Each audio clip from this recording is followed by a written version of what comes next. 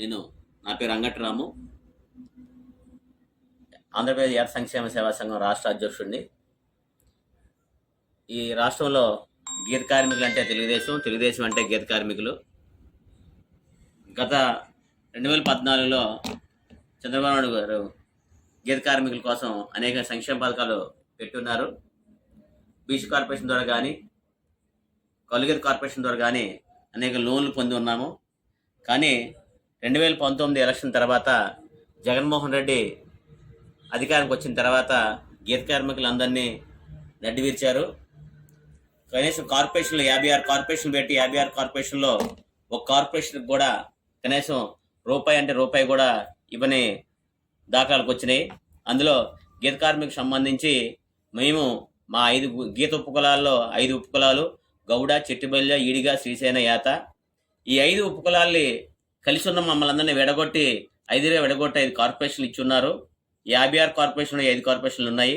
ఈ కార్పొరేషన్కి రూపాయి కూడా ఇచ్చేది దాఖలాలు లేదు.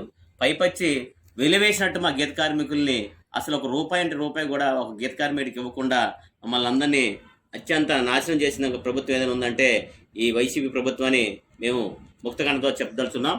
ఎందుకంటే రాష్ట్రం మొత్తంలో ఈ భీమిలి నియోజకవర్గంలో అత్యంత జనాభా ఉన్న గీత కార్మికులు యాత కులానికి సంబంధించిన ఉన్నారు. మా యొక్క యాత కులం అందరమే తెలుగుదేశం బాటలో నడుస్తున్నాం. ప్రతి ఒక్కరూ గమనించుకోవాలి. మొన్న వైసీపీ ప్రభుత్వం పార్టీ యొక్క మేనిఫెస్టో రిలీజ్ చేసింది. ఈ మేనిఫెస్టోలో గీత కార్మికులకు సంబంధించి ఒక్క అంశం కూడా లేదు. అంటే ఈ గీత కార్మికుల ఓట్లు కానీ గీత కార్మికులు కానీ ఈ ప్రభుత్వానికి అవసరం లేదని వాళ్ళు చెప్పగానే చెప్పారు.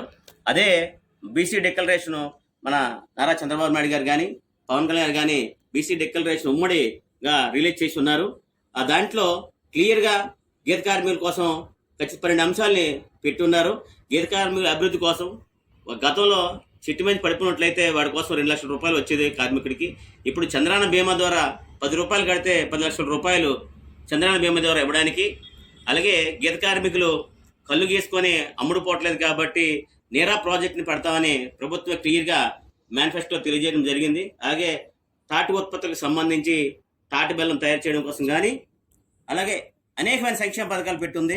గీత కార్మికుల ముఖ్యంగా గీత కార్మికుల దాడుల కోసం కానీ బీసీల కోసం బీసీ రక్షణ చట్టం పెట్టింది కాబట్టి మన తెలుగుదేశం పార్టీ అంటే గీత కార్మికులు అంటే తెలుగుదేశం కాబట్టి మీ భీమిలి నియోజకవర్గంలో అత్యంత జనాభా ఉన్న మన గీత కార్మికులందరమే తెలుగుదేశం పార్టీకి ఓటేయాలి. ముఖ్యంగా మన భీమిలి నియోజకవర్గం సంబంధించి గంటా శ్రీనివాసరావు గారు 2014లో మనకి అత్యంత భీమిలిలో డెవలప్మెంట్ చేసి ఉన్నారు. ఇప్పుడు మళ్ళీ ఈ 2024లో ఎలక్షన్లో పోటీ చేస్తున్నారు కాబట్టి కార్మికులందరూ కలిసి ముక్త కంఠంతో ఎంపీ ఓటు భరత్ గారికి, ఎమ్మెల్యే ఓటు మన గంటా శ్రీనివాసరావు గారికి వేసి అత్యంత మెజార్టీతో గెలిపించుకొని మన యొక్క కోరికలు నెరవేర్చడం కోసం సార్కి ఆల్రెడీ మన పైన సర్వే చేసి ఉన్నారు. గీత కార్మికులంతా వన్ సైడ్ ఉన్నారని కాబట్టి మన సమస్యలు పరిష్కారం చేసుకోవడం కోసం మనకు ఇచ్చిన 2 ఓట్లని ఖచ్చితంగా మన గంటా శ్రీనివాసరావు గారికి 1 ఓటు, భరత్ గారికి 1 ఓటు వేసి 2 ఓట్లని తెలుగుదేశం పార్టీకి వేసి గెలిపించాలని హృదయపూర్వకంగా కోరుకుంటున్నాం.